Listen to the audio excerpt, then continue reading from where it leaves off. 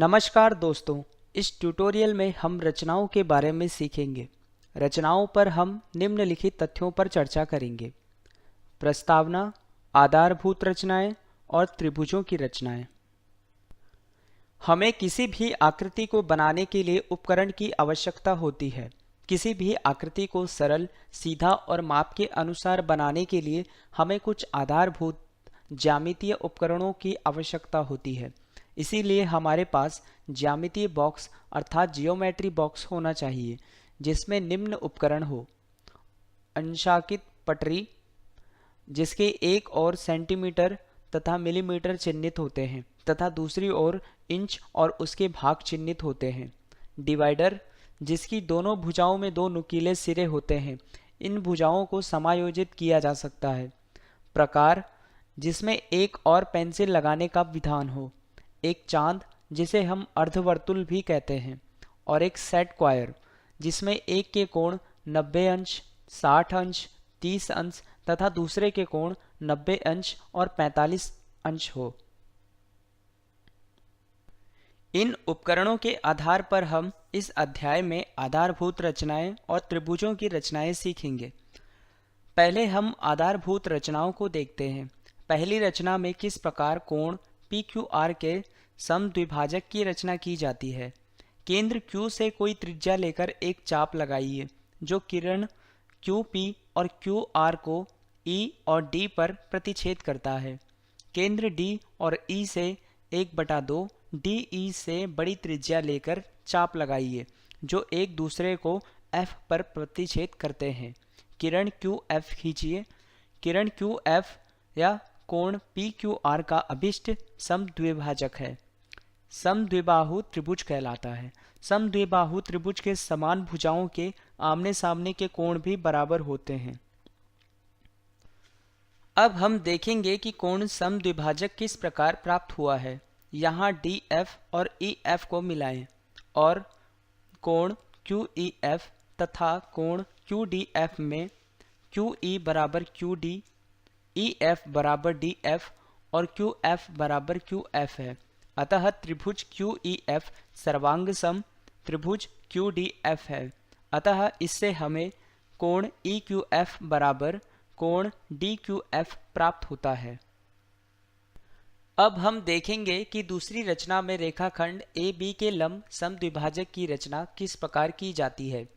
A और B को केंद्र मानकर तथा AB/2 से अधिक त्रिज्या लेकर रेखाखंड AB के दोनों ओर चाप लगाइए।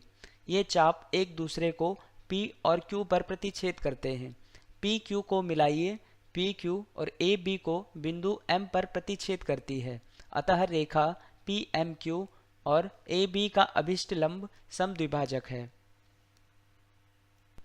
अब हम देखेंगे कि हमें लंब समद्विभाजक किस प्रकार प्राप्त हुआ है।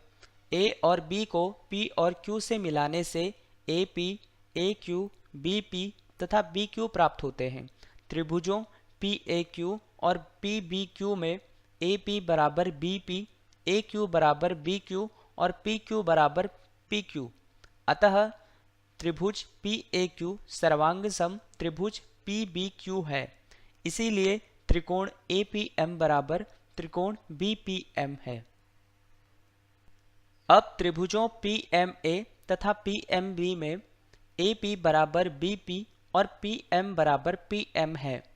अतः कोण APM बराबर कोण BPM और त्रिभुज PMA सर्वांगसम त्रिभुज PMB है। इसीलिए AM बराबर BM और कोण PMA बराबर कोण PMB, क्योंकि कोण PMA धन कोण PMB बराबर 180 अंश और हमें कोण PMA बराबर कोण PMB बराबर 90 अंश प्राप्त होता है। अतः PMQ रेखाखंड AB के लंब समद्विभाजक हैं। तीसरी रचना में हम देखेंगे कि किरण AB के प्रारंभिक बिंदु A पर 60 अंश के कोण की रचना किस प्रकार की जाती है। A केंद्र पर कोई त्रिज्या लेकर एक वृत्त का चाप खींचिए जो AB को एक बिंदु D पर प्रतिच्छेद करता है। D केंद्र और उसी त्रिज्या से एक चाप खींचिए जो पहले चरण में खींचे गए चाप को बिंदु E पर प्रतिच्छेद करता है। ई से जाने वाली किरण AC खींचिए। कोण CAB ही 60 अंश का अभिष्ट कोण है। DE को मिलाइए, तब AE बराबर AD बराबर DE। अतः EAD एक समबाहु त्रिभुज है और कोण EAD जो कि कोण CAB के बराबर है 60 अंश का है। अब हम देखेंगे कि दिए हुए आधार कोण तथा अन्य दो भुजाओं के योग से त्रिभुज की रचना किस प्रकार की जाती है। आधार BC खींचकर बिंदु B पर दिए गए कोण के बराबर कोण XBC बनाइए। किरण BX से AB धन AC के बराबर रेखाखंड BD काटिए। DC को मिलाकर कोण BDC के बराबर कोण DCY बनाइए। CY BX को A पर प्रतिच्छेद करती है, तब ABC अभिष्ट त्रिभुज है।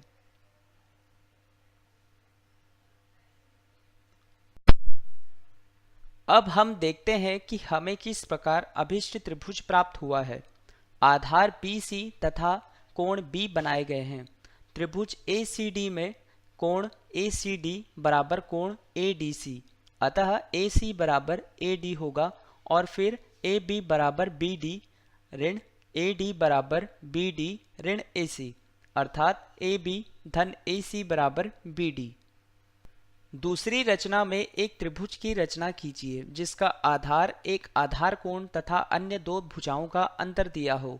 मान लीजिए कि AB या AC से बड़ा है, अर्थात AB ऋण AC है, अर्थात BC खींचकर बिंदु B पर दिए गए कोण के बराबर एक कोण XBC बनाइए।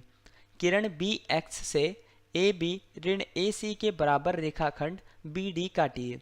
DC को मिलाकर DC का लंब समद्विभाजक PQ खींचिए। माना कि वह BX को बिंदु A पर प्रतिच्छेद करता है। AC को मिलाइए, तब ABC अभिष्ट त्रिभुज है।